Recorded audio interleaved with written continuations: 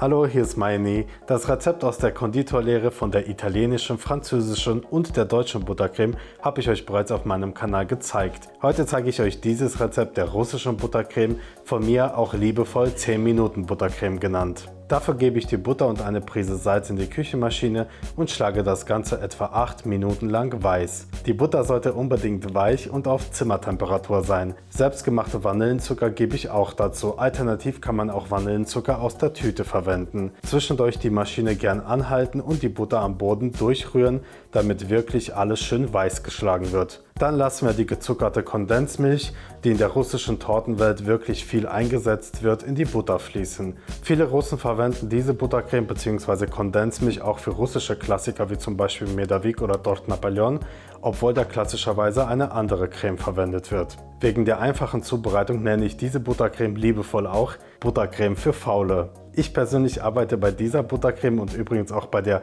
italienischen Buttercreme mit vielen Früchten bzw. Fruchtsäuren.